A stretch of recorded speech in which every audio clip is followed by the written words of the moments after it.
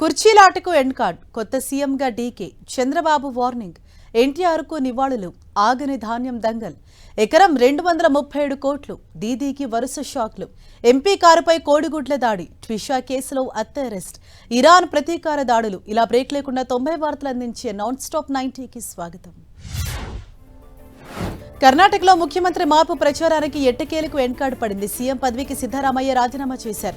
Governor కార్యదర్శి Pankaj Kumar మెహతాకు CM తన రాజీనామా లేఖను సమర్పించారు. అయితే గవర్నర్ థావర్ చంద్ గెహ్లాట్ బెంగళూరులో లేకపోవడంతో కార్యదర్శికి రాజీనామా లేఖ ఇచ్చారు. తదుపరి సీఎంగా ఎవరు బాధ్యతలు స్వీకరించినా వారికి తన పూర్తి సహకారం ఉంటుందని హామీ ఇచ్చారు. హైకమాండ్ సూచనలతోనే ముఖ్యమంత్రి పదవికి రాజీనామా చేశారని సిద్ధరామయ్య తెలిపారు. ప్రతిసారి చెప్పినట్లుగానే అధిష్టానం నిర్ణయానికి కట్టుబడి ఉంటానని స్పష్టం చేశారు. తన రాజీనామాను గవర్నర్ ఆమోదిస్తారనే విశ్వాసం ఉందన్నారు. రాజ్యాంగబద్ధంగా గవర్నర్ తన రిజైన్ను ఆమోదించాలని కోరారు. ముఖ్యమంత్రిగా అవకాశం ఇచ్చిన రాహుల్, సోనియా గాంధీ, ఖర్గేకు ధన్యవాదాలు తెలిపారు సిద్ధరామయ్య. ఇక జాతీయ రాజకీయాలకు వెళ్తారనే ప్రచారంపై స్పందించారు సిద్ధరామయ్య. అలాంటి ఉద్దేశం లేదని స్పష్టం చేశారు. కర్ణాటకలోనే ఎమ్మెల్యేగా కొనసాగుతానని తెలిపారు. రాజకీయాల్లో క్రియాశీలకంగానే ఉంటానని చెప్పారు. తన ఆదర్శాల విషయంలో ఎప్పుడూ రాజీ పడబోనని సిద్ధరామయ్య రాజ్యసభకు వెళ్లాలని అధిష్టానం కోరిందని తెలిపారు. కానీ తాను వెళ్లబోనని స్పష్టం చేశారు. రాజీనామా అనంతరం సిద్ధరామయ్య భావోద్వేగానికి గురయ్యారు. ఓటర్లు తమ అభిమాన దేవుళ్లన్నారు. కాంగ్రెస్ పార్టీ 136 ఎమ్మెల్యేలను గెలుచుకుందని చెప్పారు. కర్ణాటక ప్రజలకు సేవ చేసే అవకాశం 2 సార్లు ఇచ్చారని తెలిపారు. తన కుటుంబంలో ఎవరూ రాజకీయాలు లేకపోవడంతో తాను ఒక యాదృచ్ఛిక రాజకీయ నాయకుడినని తెలిపారు. ఒక సామాన్య నేపథ్యం నుంచి తాను ఎదిగిన తీరును గుర్తు చేసుకుంటూ ఎమోషనల్ అయ్యారు. అంతకుముందు కర్ణాటక మంత్రులతో బ్రేక్ఫాస్ట్ మీటింగ్ నిర్వహించారు సిద్ధరామయ్య. పదవికి రాజీనామా చేస్తున్నట్లు వారికి తెలిపారు. తన 20 ఏళ్ల రాజకీయ ప్రయాణాన్ని నెమరేసుకున్నారు. ఈ ప్రయాణంలో తాను ఎవరినైనా కోపడినా, మందలించినా అది మనసులో పెట్టుకోవద్దని మంత్రులకు విజ్ఞప్తి చేశారు. పార్టీ ప్రభుత్వ ప్రయోజనాలు దృష్టిలో పెట్టుకుని తాను ఏ పనైనా చేస్తానని చెప్పారు. కర్ణాటక సీఎం సిద్ధరామయ్య ఢిల్లీకి వెళ్లారు. ప్రత్యేక విమానంలో హస్తనకు వెళ్లిన ఆయన కాంగ్రెస్ అగ్రనేతలను కలవనున్నారు. సిద్ధరామయ్యకు ఏ బాధ్యతలు అప్పగిస్తారని దానిపై ఉత్కంఠ నెలకొంది. ముఖ్యమంత్రి పదవిని వదులుకున్నప్పటికీ తన వర్గానికి మంత్రి పదవులు కేటాయించాలని డిమాండ్ చేస్తున్నారు సిద్ధరామయ్య. ఈ విషయంపై మరోసారి హైకమాండ్తో చర్చించే అవకాశం ఉంది. ఇక కర్ణాటక కొత్త ముఖ్యమంత్రిగా డీకే శివకుమార్ పేరు దాదాపు ఖరారైంది. సీఎం సిద్ధరామయ్య ఇచ్చిన బ్రేక్ఫాస్ట్ మీటింగ్ లో డీకే శివకుమార్ పేరు ఖరారైందని మంత్రి హెచ్కే పాటిల్ తెలిపారు. డీకే పేరును సిద్ధరామయ్యనే ప్రతిపాదించారని చెప్పారు. శుక్రవారం మధ్యాహ్నం 3 గంటలకు సీఎల్పీ సమావేశం జరగనుండగా ముఖ్యమంత్రి అభ్యర్థిని ఎన్నుకుంటారు. శనివారం కొత్త సీఎం ప్రమాణ స్వీకారం జరిగే అవకాశం ఉంది.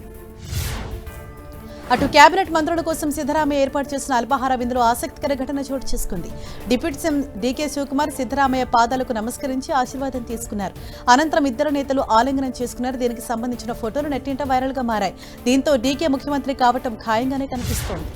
కర్ణాటక సీఎంగా డీకే శివకుమార్ పగ్గాలు స్వీకరించడం దాదాపు ఖాయం కావడంతో కేపీసీసీ చీఫ్ ఎవరనే అంశంపై చర్చ జరుగుతోంది. పలువురు సీనియర్ నేతలు ఈ రేసులో ఉన్నట్లు తెలుస్తోంది. ప్రస్తుతం మంత్రిగా ఉన్న సతీష్ జారకిహొళి పేరు బలంగా వినిపిస్తోంది. అందరినీ కలుపుకుపోయే నాయకుడిగా, అణగారిన వర్గాల్లో మంచి పట్టున్న నేతగా సతీష్ జారకిహొళికి మద్దతు లభిస్తోంది. పలువురు కాంగ్రెస్ ఎమ్మెల్యేలు సతీష్ కి బహిరంగంగా మద్దతు తెలుపుతున్నారు. అటు కేపీసీసీ చీఫ్ పదవికి కర్ణాటక హోంమంత్రి జి పరమేశ్వర పోటీ పడుతున్నట్లు తెలుస్తోంది. సుదీర్ఘకాలం కేపీసీసీ చీఫ్ గా పనిచేసిన అనుభవం ఆయనకు ప్లస్ పాయింట్ అయింది. అందరికీ ఆమోదయోగ్యమైన, అనుభవజ్ఞుడైన నేతగా పరమేశ్వరను కాంగ్రెస్ ఎంపిక చేసే అవకాశం ఉంది. కర్ణాటక మరో మంత్రి లింగాయత్ సామాజిక వర్గానికి చెందిన ఎంబీ పాటిల్ పేరు కూడా రేసులో ఉంది. వైసీపీపై మరోసారి ఫైర్ అయ్యారు సీఎం చంద్రబాబు. నాడు పరదాల పాలన ఉంటే ఇప్పుడు ప్రజాపాలన నడుస్తోందన్నారు.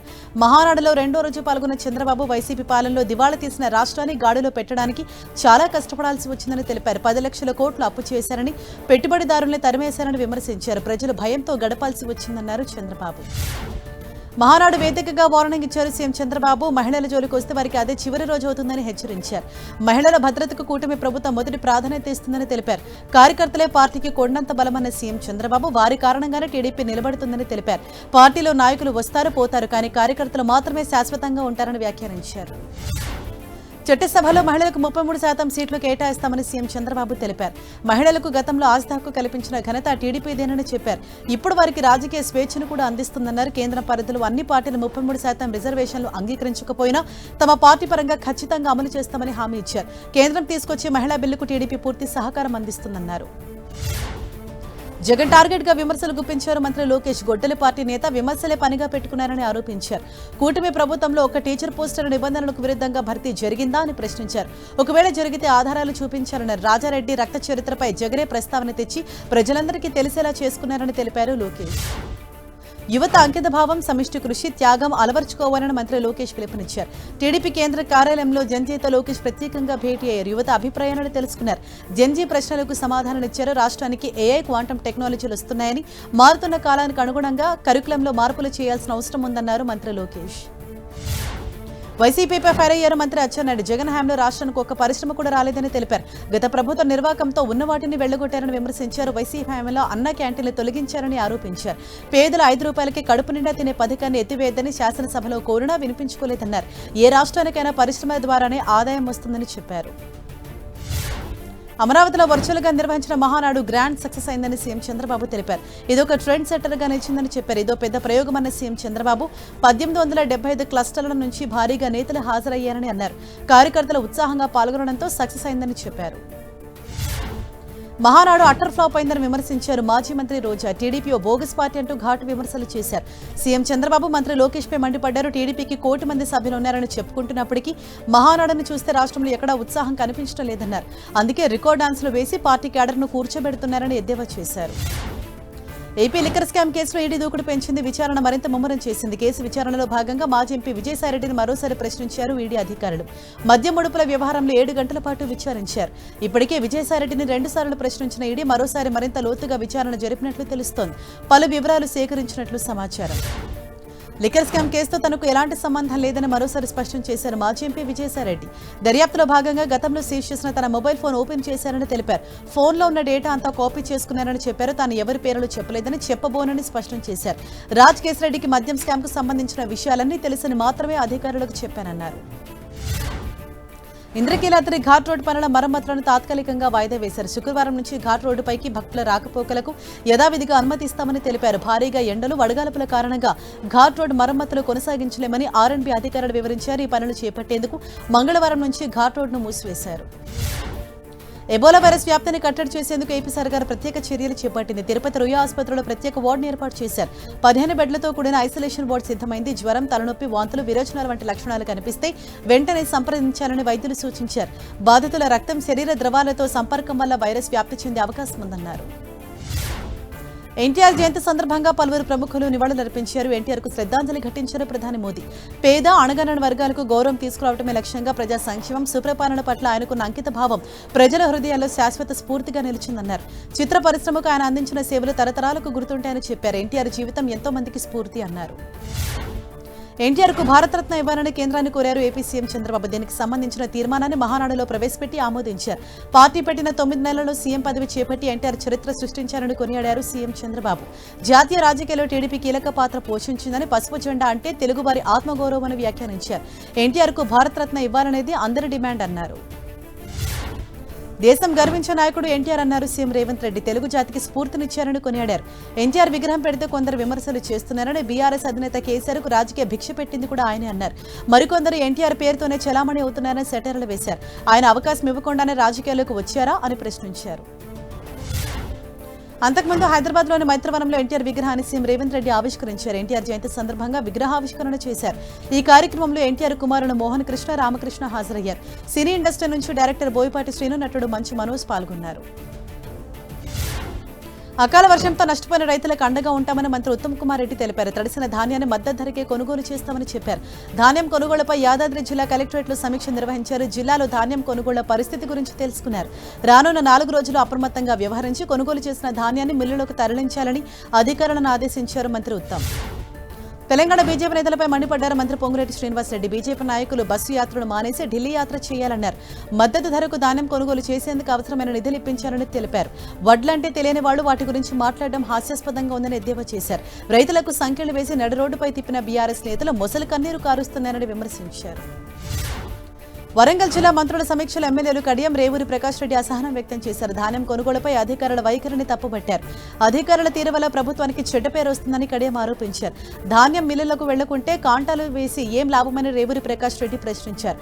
కొనుగోలు కేంద్రాలు తరుగు తక్కువగా తీస్తున్నారని ఆరోపించారు. రైతుల విషయంలో అధికారుల అలసత్వం ఉండొద్దన్నారు. కాంగ్రెస్ సర్కారుపై బీజేపీ నేతలు ఫైర్ అయ్యారు. పంట కొనుగోలులో ప్రభుత్వం తీవ్రమైన జాప్యం చేస్తుందని ఆరోపించారు.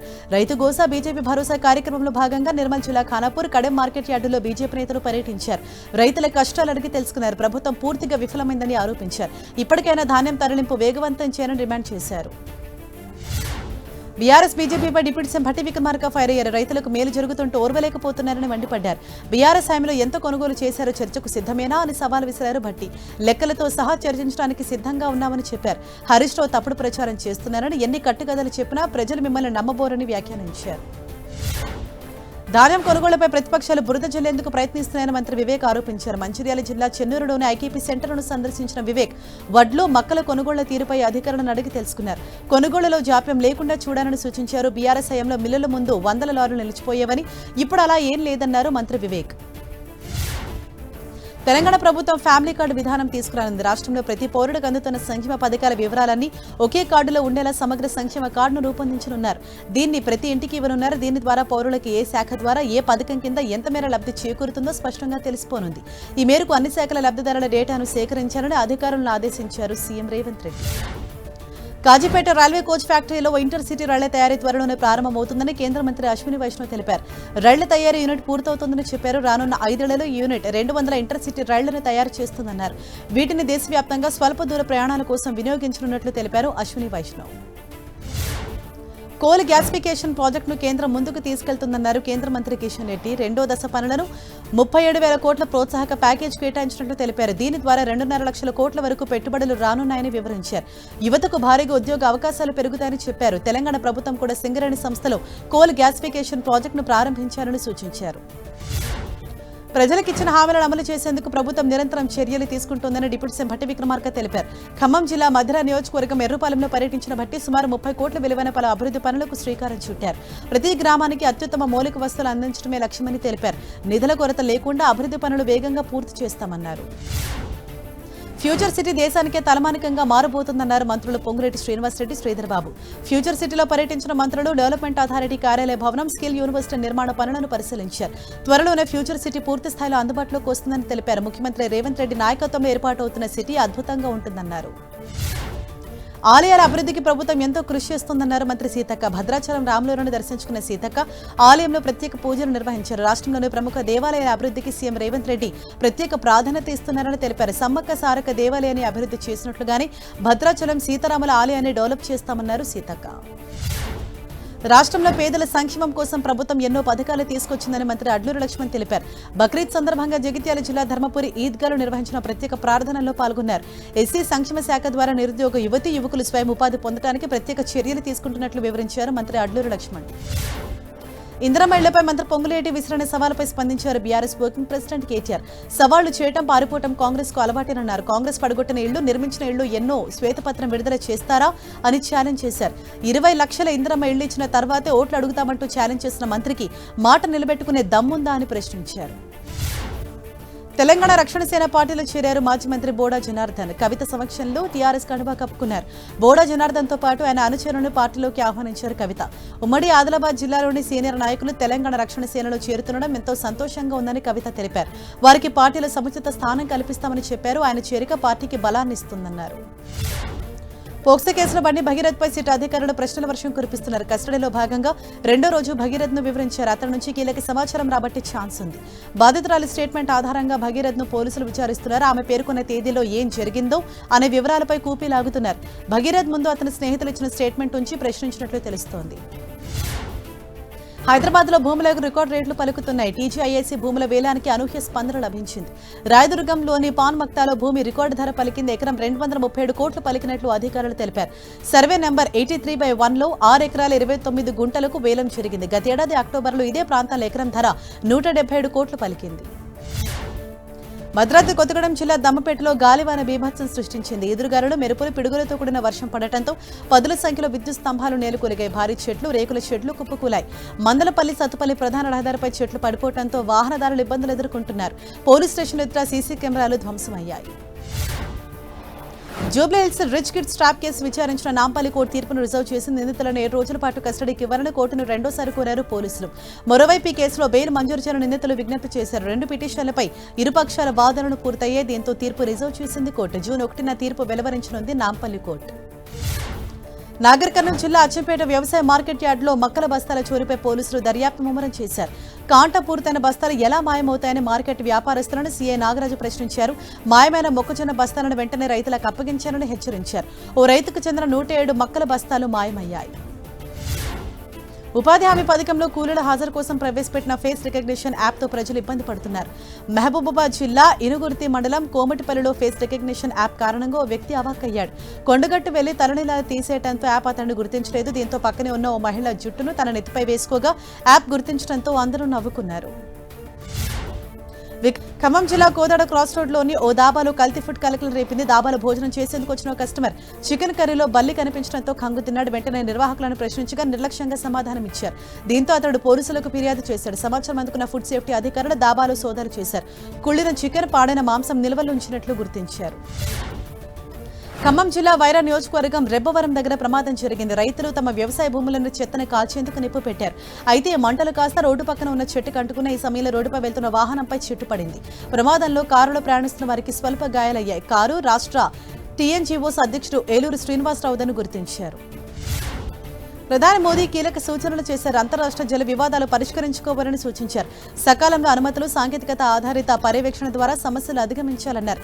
ఈ విషయంలో కెన్ బెట్వా ప్రాజెక్టును నమూలంగా నిలవాలని చెప్పారు. కెన్ బెట్వా నదుల అనుసంధాన ప్రాజెక్టు సహా ఆయా రాష్ట్రాల్లో 30,000 కోట్ల విలువైన అభివృద్ధి పనులపై ప్రధాని సమీక్ష నిర్వహించారు. అటు స్వచ్ఛ భారత్ మిషన్ అర్బన్ 2.0 పైన ప్రధాని మోదీ సమీక్ష నిర్వహించారు. నగరాల్లో రూఫ్ టాప్ సోలార్ ప్యానెళ్ల వినియోగాన్ని వేగవంతం చేయాల్సిన అవసరం ఉందన్నారు. కాలువల వెంట సోలార్ ప్యానెళ్ల ఏర్పాటు మార్గాలను అన్వేషించాలని సూచించారు. ఘన వ్యర్థాల నిర్వహణకు సంబంధించిన మౌలిక సదుపాయాలను కూడా వీలైనంత త్వరగా అందుబాటులోకి తీసుకురావాలన్నారు మోదీ. సిబిఎస్ఈ 12వ తరగతి పరీక్షల మూల్యాంకనంలో తలెత్తిన సాంకేతిక లోపాల, వ్యత్యాసాలపై కేంద్ర మంత్రి ధర్మేంద్ర ప్రధాన్ సంచలన ప్రకటన చేశారు. మూల్యాంకనంలో తప్పులు దొరికినట్లు అంగీకరించారు. దీనికి పూర్తి బాధ్యత తానే వహిస్తున్నట్లు చెప్పారు. విద్యార్థులకు నష్టం జరగకుండా రీవాల్యుయేషన్కు ఆదేశించామని, ఈ ప్రక్రియ ఇప్పటికే ప్రారంభమైందని స్పష్టం చేశారు. విద్యార్థుల ప్రయోజనాలే తమకు అత్యంత ప్రాధాన్యమన్నారు. నీట్ రీ ఎగ్జామ్పై కేంద్ర విద్యాశాఖ ఫోకస్ పెట్టింది. జూన్ 21న నిర్వహించే రీటెస్ట్లో ఎలాంటి లోపాలు తలెత్తకుండా చర్యలు తీసుకుంటోంది. రీటెస్ట్ ప్రక్రియను ప్రధానమంత్రి కార్యాలయం ఉచితంగా పరిశీలిస్తున్నట్లు తెలుస్తోంది. ప్రతి ప్రక్రియను పీఎంఓ పర్యవేక్షించనుంది. పరీక్షకు సంబంధించి ప్రతి అప్డేట్ను మోదీ తెలుసుకున్నారు. ఈ రీటెస్ట్కు దేశవ్యాప్తంగా 23 లక్షల మంది హాజరు కానున్నారు. బీజేపీ పార్టీ సంస్థాగత బలోపేతంపై దృష్టి సారించింది. ఇందులో భాగంగా కీలక నిర్ణయం తీసుకుంది. 4 రాష్ట్రాలకు కొత్త అధ్యక్షులు నియమిస్తూ బీజేపీ జాతీయ అధ్యక్షుడు నితిన్ నవీన్ ఆదేశాలు జారీ చేశారు. ఢిల్లీ బీజేపీ అధ్యక్షుడిగా హర్ష్ మల్హోత్రాను, పంజాబ్కు కేవల్ సింగ్ థిల్లాన్, హర్యానా బీజేపీ అధ్యక్షురాలిగా అర్చనా గుప్తాను నియమించారు. త్రిపుర బీజేపీ అధ్యక్షుడిగా అభిషేక్ దేవ్రాయ్కు ఛాన్స్ ఇచ్చారు. పశ్చిమ బెంగాల్లో టీఎంసీకి వర్ష షాకులు తగులుతున్నాయి. తృణమూల్ కాంగ్రెస్ పార్టీకి చెందిన కీలక నాయకులు వరుసగా రాజీనామాలు చేస్తున్నారు. టీఎంసీ సీనియర్ నాయకుడు శంతను సేన్ పార్టీ జాతీయ అధికార ప్రతినిధి పదవికి రాజీనామా చేశారు. 2024 నాటి ఆర్టికల్ హత్యాచార కేసు, పార్టీపై వస్తున్న నిరంతర అవినీతి ఆరోపణలతో తీవ్ర మనస్తాపం చెంది నిర్ణయం తీసుకున్నారని శంతను సేన్ పేర్కొన్నారు. తృణమూల్ కాంగ్రెస్ ఎంపీ సౌగత్ రాయ్పై ఆందోళనకారులు దాడి చేశారు. ఆయన కారుపై కోడిగుడ్లను విసిరేశారు. పశ్చిమ బెంగాల్లోని నార్త్ 24 పరగణ జిల్లాలో ఈ ఘటన జరిగింది. టీఎంసీ నేత సౌగత్ రాయ్ ఓ దొంగ అంటూ ఆందోళనకారులు నినాదాలు చేశారు. టీఎంసీ కౌన్సిలర్లపై దాడులు జరుగుతున్నాయని పోలీస్ స్టేషన్లో ఫిర్యాదు చేసేందుకు వెళ్లిన సమయంలో ఆందోళనకారులు అటాక్ చేశారు. నటి ట్విషా శర్మ మృతి కేసులో కీలక పరిణామం చోటు చేసుకుంది. ఈ కేసులో ఆమె అత్త గిరిబాలా సింగ్ ను సీబీఐ అరెస్ట్ చేసింది. భోపాల్లోని గిరిబాలా సింగ్ ఇంటికి వెళ్లిన అధికారులు ఆమెను విచారించిన అనంతరం అదుపులోకి తీసుకున్నారు. ఇటీవల భోపాల్లోని అత్తవారింట్లో ట్విషా బలవన్మరణానికి పాల్పడింది. మృతి చెందడానికి ముందు తన తల్లి, స్నేహితురాలకి ఆమె పలు సందేశాలు పంపినట్లు తెలుస్తోంది. కేరళ మాజీ సీఎం పినరయ్ విజయన్ నివాసంలో ఈడీ రైడ్ సందర్భంగా అధికారులపై దాడికి యత్నించిన కేసులో పోలీసులు దర్యాప్తు ముమ్మరం చేశారు. ఈ ఘటనలో 8 మందిని అరెస్ట్ చేసినట్లు పోలీసులు తెలిపారు. ఈ కేసుకు సంబంధించి ఇతర నిందితులను ఇప్పటికే గుర్తించామన్నారు. ఇప్పటివరకు దాదాపు 300 మందిపై కేసులు పెట్టారు. కేరళ మాజీ సీఎం పినరయ్ విజయన్ నివాసంపై ఎన్ఫోర్స్మెంట్ డైరెక్టరేట్ దాడులకు నిరసనగా ఢిల్లీలో సిపిఎం ఆందోళన చేపట్టింది. ఢిల్లీలోని ఈడీ కార్యాలయం ఎదుట ఆందోళన చేపట్టేందుకు ర్యాలీగా వెళ్తున్న సిపిఎం పార్టీ ప్రధాన కార్యదర్శి ఎంఏ బేబీతో పాటు పలువురు కీలక నేతలను పోలీసులు అదుపులోకి తీసుకున్నారు. కేరళంలో ఈడీ దాడులు సరికాదని ఆందోళనకారులు విమర్శించారు. సీనియర్ రెజ్లర్ వినేష్ ఫోగాట్ వ్యవహారంలో మరో ట్విస్ట్ చోటు చేసుకుంది. ఏషియన్ గేమ్స్ సెలక్షన్ ట్రయల్స్ లో పాల్గొనేందుకు ఢిల్లీ హైకోర్టు అనుమతిస్తూ ఇచ్చిన తీర్పును డబ్ల్యూఎఫ్ఐ సుప్రీంకోర్టులో సవాల్ చేసింది. దీనిపై విచారణ చేపట్టాలని కోరింది. Justice PS Narasimha, justice Alok ఆరాధ్యాలతో కూడిన ధర్మాసనం శుక్రవారం ఈ అంశంపై విచారించనుంది. దేశవ్యాప్తంగా ఈద్ ఉల్ అజా వేడుకలు ఘనంగా జరిగాయి. త్యాగానికి, భక్తికి ప్రతీకగా నిలిచే పవిత్ర బక్రీద్ పండుగను ముస్లింలు భక్తి శ్రద్ధలతో ఘనంగా జరుపుకున్నారు. ప్రవక్త ఇబ్రహీం చేసిన గొప్ప త్యాగాన్ని స్మరించుకుంటూ ప్రత్యేక ప్రార్థనలు చేశారు. కుర్బానీలు సమర్పించారు. మీర్ ఆలం ఈద్గా, సికింద్రాబాద్ ఈద్గాలో బక్రీద్ పండుగను పురస్కరించుకున్న ముస్లింలు భారీ ఎత్తున ప్రత్యేక ప్రార్థనలు నిర్వహించారు. అటు బక్రీద్ పండుగ వేళ పోలీసులు అలర్ట్ అయ్యారు. ఎలాంటి అవాంఛనీయ ఘటనలు జరగకుండా ఉండేందుకు ముందు జాగ్రత్త చర్యలు చేపట్టారు. శాంతి భద్రతల దృష్ట్యా దేశవ్యాప్తంగా పోలీసులు హైలైట్ ప్రకటించారు. పలు చోట్ల భారీగా పోలీసులు మోహరించారు. అటు ఢిల్లీ లాంటి ప్రధాన నగరాల్లో డ్రోన్లతో భద్రతను పర్యవేక్షించారు.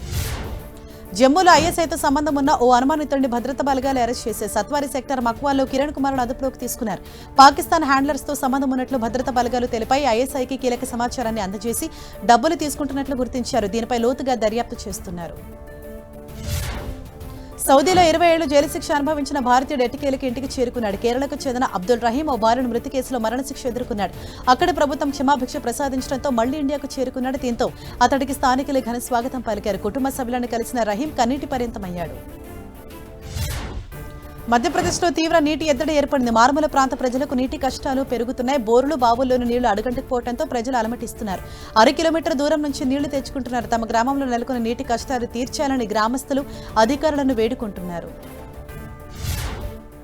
కేరళంలోని తిరువనంతపురంలో పెను ప్రమాదం తప్పింది. అమ్యూజ్మెంట్ పార్క్ లో భారీ జెయింట్ వీల్ కూలిపోయింది. ఇందులో రైడ్ చేస్తున్న 7గురికి తీవ్ర గాయాలయ్యే. వీరిలో కొందరికి స్వల్ప గాయాలు కాగా మరికొందరు ఎముకలు విరిగిపోయినట్లు తెలుస్తోంది. వెల్డింగ్ సరిగా చేయకపోవడం వల్ల ఈ ప్రమాదం జరిగినట్లు ప్రాథమిక అంచనా వేశారు. ఢిల్లీలో బీహార్లోని మధుబని రైల్వే స్టేషన్లో అగ్ని ప్రమాదం చోటు చేసుకుంది. జయనగర్ ఉద్నా అంత్యోదయ ఎక్స్ప్రెస్ రైలు ప్రమాదవశాత్తు మంటలు చెలరేగాయి. దీంతో నిమిషాల వ్యవధిలోనే బోగి మొత్తం మంటలు వ్యాపించి పూర్తిగా దగ్ధమైంది. ప్లాట్ఫామ్ నెంబర్ 3పై షంటింగ్ పనుల నిమిత్తం రైలు నిలిచి ఉన్న సమయంలో ఈ ప్రమాదం జరిగింది. కేరళంలో భారీగా వర్షం కురిసింది. తిరువనంతపురంతో పాటు పలు ప్రాంతాల్లో వాన పడింది. పలు చోట్ల రహదారులు జలమయమయ్యాయి. దీంతో వాహనదారులు తీవ్రంగా ఇబ్బంది పడ్డారు. ఆఫీసులకు వెళ్లే వాళ్ళు అవస్థలు ఎదుర్కొన్నారు. మరో 2 రోజుల పాటు వర్షం కురిసే అవకాశం ఉందని భారత వాతావరణ శాఖ కేంద్రం హెచ్చరించింది. ప్రజలంతా అప్రమత్తంగా ఉండాలని సూచించింది.